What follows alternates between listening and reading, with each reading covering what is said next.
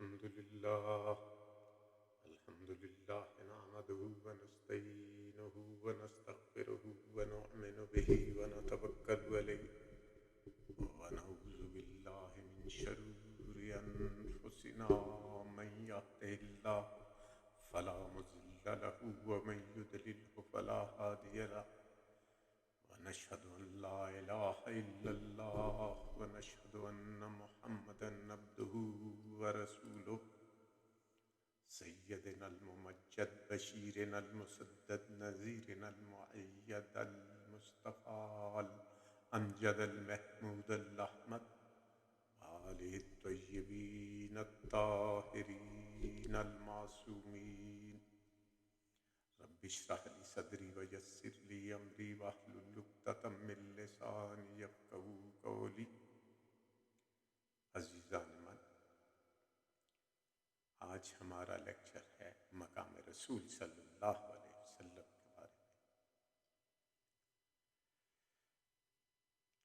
اللہ کا وہ قانون جس کی پیروی کا حکم دیا گیا ہے، انسان تک اس کے پہنچنے کا ذریعہ صرف اس کے رسول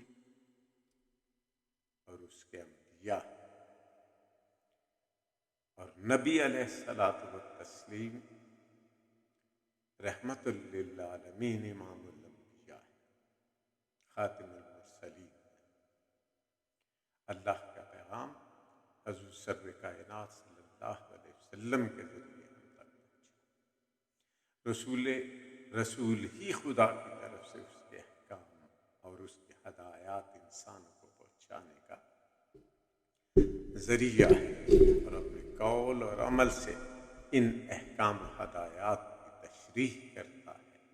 پس رسول انسانی زندگی میں خدا کی قانونی حاکمیت کا نمائندہ ہے اور اسی بنا پر اس کی اطاعت لازمی ہے. اللہ تعالیٰ کا یہ حکم ہے کہ رسول صلی اللہ علیہ وسلم کے اوامر و نواہی اور آپ صلی اللہ علیہ وسلم کے فیصلوں کو بے چون و چرا تسلیم کیا جائے، حتیٰ کہ ان پر دل میں ناگواری تک پیدا نہ ہو، ورنہ ایمان کی خیر نہیں. چنانچہ سورہ نمبر 4 کی آیت نمبر 80 میں فرمایا، اور جس نے رسول کی اطاعت کی اس نے دراصل اللہ کی اطاعت کی. اور پھر فرمایا سورہ نمبر 59 کی آیت نمبر 7 میں، اور جو کچھ رسول تمہیں دیں اسے لے لو، اور جس چیز سے رسول روکیں اس سے باز رہو، اور اللہ سے ڈرو، اللہ سخت سزا دینے والا ہے. پھر سورہ نمبر 4 کی آیت نمبر 65 میں فرمایا، پس نہیں، تیرے رب کی قسم وہ ہرگز مومن نہ ہوں گے جب تک کہ اے نبی وہ تجھے اپنی باہمی اختلاف میں فیصلہ کرنے والا نہ مان لے، اور پھر جو تو فیصلہ کرے اس پر اپنے دل میں بھی تنگی محسوس نہ کرے، بلکہ تسلیم کر. اللہ اور اس کے رسول کا حکم قرآن کریم کے روح سے وہ بالا تر قانون ہے جس کے مقابلہ میں اہل ایمان صرف اطاعت ہی کا رویہ اختیار کر سکتے ہیں. جن معاملات میں خدا اور رسول اپنا فیصلہ دے چکے، ان میں کوئی مسلمان خود آزادانہ فیصلہ کرنے کا مجاز نہیں ہے. اس فیصلے سے انحراف ایمان کی ضد ہے.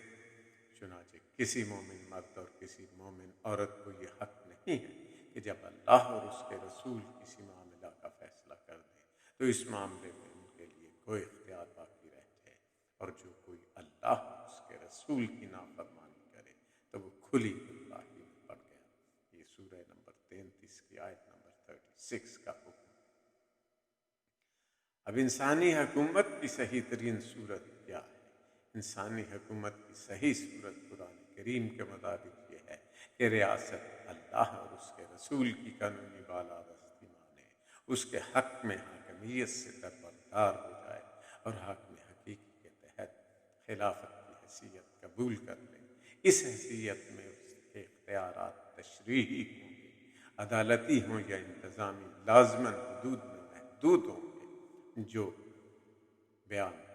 جو احکامات میں نے پہلے آپ کے سامنے بیان کیے ہیں.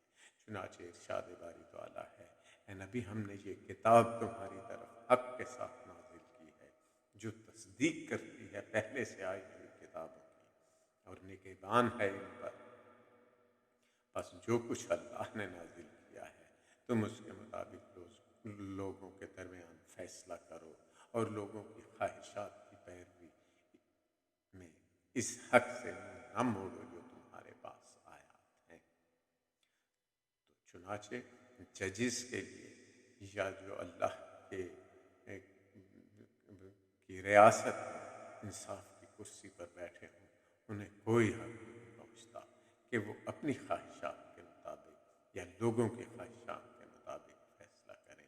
سورہ نمبر 24 کی آیت نمبر 55 میں قرآن نے فرما دیا کہ اے نبی ہم نے یہ کتاب تمہاری طرف حق کے ساتھ نازل کی ہے جو تصدیق کرتی ہے پہلے سے آئی ہوئی کتابوں کی اور نگہبان ہے ان پر۔ بس جو کچھ اللہ نے نازل کیا ہے تم اس کے مطابق لوگوں کے درمیان فیصلہ کرو اور لوگوں کی خواہشات کی پیروی میں اس حق سے منہ نہ موڑو جو تمہارے پاس آیات ہے یا آیا۔ خلافت کی حقیقت اب کیا ہے کہ خلافت کا جو تصور قرآن مجید میں دیا گیا ہے وہ یہ ہے کہ زمین میں انسان کو جو قدرتیں بھی حاصل ہیں، جو طاقت بھی حاصل ہے، اس کی عطا اور بخشش سے حاصل ہے۔ خدا نے خود ان کو اس حیثیت میں رکھا ہے کہ وہ اس کی بخشی ہوئی طاقتوں کو اس کے دیے ہوئے اختیار سے اس کی زمین میں استعمال کرے۔ اس لیے انسان یہاں خود مختار مالک نہیں بلکہ اصل مالک کا خلیفہ۔ چنانچہ ارشاد باری تعالیٰ ہے وَإِذْ قَالَ رَبُّكَ لِلْمَلَائِكَةِ إِنِّي جَاعِلٌ فِي الْأَرْضِ خلیفہ، اور یاد کرو جب تمہارے رب نے ملائکہ سے کہا میں زمین میں ایک خلیفہ مقرر کرنے والا ہوں۔ سورہ بقرہ کی آیت نمبر 30۔ لیکن یہ خلافت صحیح اور جائز خلافت صرف اس صورت میں ہو سکتی ہے جب مالک حقیقی کے حکم کے تابع ہوں۔ اس سے روگردانی کر کے جو خود مختارانہ نظام حکومت بنایا جائے وہ خلافت کے بجائے بغاوت بن جاتا ہے۔ چنانچہ ارشاد باری تعالیٰ ہے تم میں جو لوگ ایمان لائے ہیں اور جنہوں نے نیک عمل کیے ہیں اللہ نے ان سے وعدہ کیا ہے کہ وہ انہیں زمین میں خلیفہ بنائے گا جس طرح اس نے اس سے پہلے لوگوں کو خلیفہ بنایا تھا۔ انہیں چاہیے کہ وہ میری بندگی کرے اور میرے ساتھ کسی اور کو شریک نہ کرے۔ یہ سورہ نمبر 24 کی آیت نمبر 55۔ اس جائز اور صحیح نوعیت کی خلافت کا حامل کوئی ایک شخص یا خاندان یا طبقہ نہیں ہو سکتا بلکہ وہ جماعت اپنی مجموعی حیثیت میں ہوتی ہے جس نے مذکورہ بالا اصولوں کو تسلیم کر کے اپنی ریاست قائم کی ہو۔ سورہ نمبر 24 کی آیت نمبر 55 جو میں نے آپ کے سامنے پہلے بیان کی ہے اس معاملہ میں صریح ہے۔ ان کی روح سے اہل ایمان کا ہر فرد خلافت میں برابر کا حصہ دار ہے۔ کسی شخص یا طبقہ کو عام مومنین کے اختیارات خلافت سلب کرنے کا اختیار نہیں ہے اور اپنے اندر مرکوز کر لینے کا حق نہیں ہے۔ نہ کوئی شخص یا طبقہ اپنے حق میں خدا کی خصوصی خلافت کا دعویٰ کر سکتا ہے۔ یہی چیز اسلامی خلافت کو ملوکیت میں تبدیل کرتی ہے، طبقاتی حکومت اور تھیاکریسی سے الگ کر کے اسے جمہوریت کے رخ پر موڑتی ہے۔ لیکن اس میں اور مغربی تصور جمہوریت میں اصولی فرق یہ ہے کہ مغربی تصور کی جمہوریت عوامی حاکمیت کے اصول پر قائم ہوتی ہے اور اس کے برعکس اسلام کی جمہوریت خلافت میں خود عوام حاکم کی ملکیت تسلیم کر کے اپنے اختیارات کو برضا و رغبت قانون خداوندی کی حدود میں محدود کر لیتے ہیں۔ یعنی قانون صرف خداوند وحدہ لا شریک کا ہوگا، اصول اس کے ہوں گے اور حکم صرف اللہ سبحانہ و تعالیٰ کا چلے گا۔ اس نظام خلافت کو چلانے کے لیے جو ریاست قائم ہوگی عوام اس کی صرف اطاعت فی المعروف یعنی نیکی کے کام میں اطاعت کرنے کے پابند ہوں گے۔ معصیت میں نہ کوئی اطاعت ہے اور نہ تعاون۔ چنانچہ قرآن پاک میں صاف بیان کر دیا گیا سورہ نمبر 76 کی آیت نمبر 24 میں ان میں سے کسی گناہگار اور ناشکرے کی اطاعت نہ کرو تو میرا یہ مشورہ ہے عدالت کی کرسی میں پہ بیٹھے ہوئے ججز کو کہ سورہ نمبر 76 قرآن پاک کی آیت نمبر 24 میں دیکھ لیں کہ قرآن کیا کر رہا ہے کہ ان میں سے کسی گناہ گار اور نہ شکرے کی اطاعت نہ کرے۔ فیصلہ کرنا ہے تو ارشاد ربانی کے مطابق، قرآن کے مطابق کرے۔ اللہ فرما رہے، نبی صلی اللہ علیہ وسلم نے فرمایا لا اطاعت فی المعصیہ، گناہ کے معاملے میں اطاعت مت کیجیے۔ اب ریاست کی کیا ذمہ داری ہے قرآن پاک کی یا اسلام کی روح سے؟ اس سیاست کا پورا اس کی تاسیس و تشکیل سے لے کر رئیس مملکت کے انتخاب اور انتظامی معاملات تک اہل ایمان کے باہمی مشوروں سے چلنا چاہیے، قطع نظر اس کے کہ یہ مشاورت بلا واسطہ ہو یا منتخب نمائندوں کے ذریعے۔ چنانچہ ارشاد باری تعالیٰ ہے اور ان مومنوں کا کام آپس کے مشوروں سے چلتا ہے، سورہ نمبر 42 آیت نمبر 30۔ اولی الامر کا اس سیاست کا نظام چلانے کے لیے اولی الامر کے انتخاب میں جن امور کو ملحوظ نظر رکھنا ہے وہ یہ ہے، نمبر 1، وہ ان اصولوں کو جانتا ہو جن مطابق خلافت کا نظام چلانے کی ذمہ داری اس کے سپرد کی جا رہی ہے، اس لیے کہ ایک نظام کو چلانے کی ذمہ داری اس کے اصولی مخالفین پر نہیں ڈالی جا سکتی۔ چنانچہ قرآن کہہ رہا ہے سورہ نمبر 4 کی آیت نمبر 59 میں، اے ایمان والو اطاعت کرو رسول کی اور ان لوگوں کی جو تم میں سے اولو الامر۔ لیکن اولو الامر ظالم نہیں ہو سکتا، فاسق نہیں ہو سکتا، زانی نہیں ہو سکتا، بد کردار نہیں ہو سکتا، خدا کے احکامات کے خلاف چلنے والا نہیں ہو سکتا۔ یہ کہ وہ ظالم، فاسق و فاجر، خدا سے غافل حد سے گزر جانے والا نہ ہو، بلکہ ایماندار، خدا ترس، نیکوکار ہو۔ کوئی ظالم یا فاسق اگر عمارت کے منصب پر قابض ہو جائے تو اس کی عمارت اسلام کی نگاہ میں باطل ہے۔ چنانچہ قرآن کہہ رہے سورہ نمبر 18 کی آیت نمبر 28 میں، اور تو اطاعت نہ کر کسی ایسے شخص کی جس کے دل کو ہم نے اپنی یاد سے غافل کر دیا ہے اور جس نے اپنی خواہش نفس کی پیروی اختیار کی ہے اور جس کا کام حد سے گزرا ہوا ہے۔ اور قرآن پاک فرما رہا ہے کہ اپنے اموال جنہیں اللہ نے تمہارے لیے ذریعہ قیام بنایا ہے نادان لوگوں کے حوالے نہ کرو۔ اور قرآن پاک فرما رہا ہے وہ ایسا ایماندار شخص ہو کہ ذمہ داریوں کا بوجھ اس پر اعتماد کے ساتھ رکھا جا سکے۔ چنانچہ ارشاد باری تعالیٰ ہے ان اللہ یامرکم ان تودوا الامانۃ الی اہلھا، سورہ نساء کی آیت نمبر 58۔ اللہ تم کو حکم دیتا ہے کہ امانتیں اہل امانت کے حوالے کرو، اہل لوگوں کے حوالے کرو، جو صاحبان کردار، جو زندگی میں جھوٹ نہ بولتے، جو یو ٹرن نہ لیتے، جن کا کردار شیشے کی طرح صاف، جنہوں نے زندگی میں کوئی برائی نہ کی، جو کردار کے مضبوط۔